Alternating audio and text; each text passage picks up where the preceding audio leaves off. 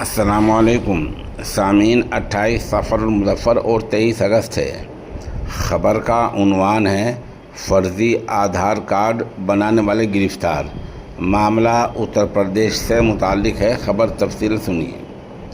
Uttar Pradesh ATS نے ایک بڑے بین ریاستی گروہ کا پردہ فاش کیا ہے جو روہنگیا، بنگلہ دیشیوں اور نیپالی شہریوں سمیت غیر ملکی لوگوں کے فرضی آدھار کارڈ بنا رہا تھا۔ ایک دن پہلے متعلقہ ایجنسی ATS کے خاص افسر نے اس کی اطلاع دی ہے۔ ADG قانون STF امیتابھ یش نے صحافیوں کو بتایا کہ UP کے الگ الگ علاقوں میں کی گئی کارروائی میں اس گروہ کے 8 ارکان کو گرفتار کیا گیا ہے۔ جمعے کے دن دیر شام UP پولیس نے صحافیوں کو بتایا کہ سہارنپور سے گروہ کے 2 ارکان پکڑے گئے ہیں۔ امیتابھ یش کے مطابق یہ گروہ الیکٹرانک اور مینول دونوں طریقے سے دستاویزوں کی جعل سازی کرتا تھا اور کم سے کم 9 ریاستوں میں سرگرم تھا۔ انہوں نے بتایا کہ پچھلے کچھ مہینوں سے اطلاعات مل رہی تھی اور اس کی ہم نگرانی کر رہے تھے۔ نگرانی کے آدھار پر اس کی بنیاد پر سامنے آیا کہ یہ گروہ اتر پردیش، مغربی بنگال، بہار، جھارکھنڈ، دہلی، NCR، راجستھان، مہاراشٹر، ہریانہ اور اتراکھنڈ میں سرگرم تھا۔ گروہ کے اراکین مختلف جو ہوتے ہیں رجسٹرڈ جن سیوا کیندر پر کام کرتے تھے اور وہاں سے آدھار رجسٹرڈ ہونے کے، آدھار بننے کا جو طریقہ کار ہے اس کی معلومات حاصل کر لیتے تھے۔ اس کے بعد وہ جو ID ہے، پاسورڈ ہے، انگوٹھے کے نشان ہیں اور آئرس اسکین کے جو تصویریں ہیں، غیر قانونی طریقے سے ان کو حاصل کر لیتے تھے اور انہی کی بنیاد پر الگ الگ ریاستوں میں فرضی آدھار کارڈ بنا لیتے تھے۔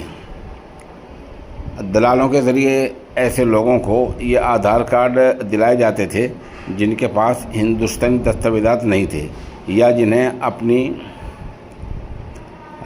جنم پیدائش یا جنم پتری اور دیگر ریکارڈ میں بدلاؤ کر تبدیلی کرانی ہوتی تھی۔ ایسے معاملے میں گروہ نے نقلی جنم پتری، مول نواس اور حلفیہ بیان تیار کرائے ہیں جن کی بنیاد پر فرضی آدھار کارڈ جاری ہو جاتے تھے۔ گروہ ہر فرضی آدھار کارڈ بنانے کے لیے 2 سے 40,000 روپے تک وصول کرتا تھا۔ ان آدھار کارڈوں کا استعمال پاسپورٹ بنوانے، دوسرے فرضی ہندوستانی دستاویزات تیار کرنے اور سرکاری اسکیموں کا فائدہ حاصل کرنے کے لیے کیا جاتا تھا۔ پولیس نے گروہ سے بڑی تعداد میں electronic device, finger print scanner, iris scan آلات اور پروفائل لیکھپال پٹواری اور دیگر افسران کی نقلی مہریں بھی پکڑی ہیں۔ پولیس کے مطابق اس آپریشن کا ماسٹر مائنڈ جو سرغنہ ہوتا ہے اس کو بھی گرفتار کر لیا گیا ہے اور لکھنؤ کے گومتی نگر میں واقع ATS تھانے میں معاملہ درج کیا گیا ہے۔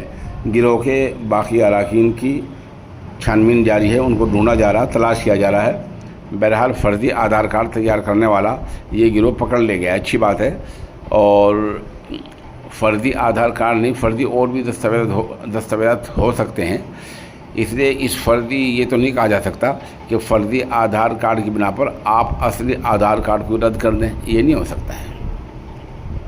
میڈیا نے جس طرح خبر دی ہے اچھی بات ہے، خبر آنی چاہیے۔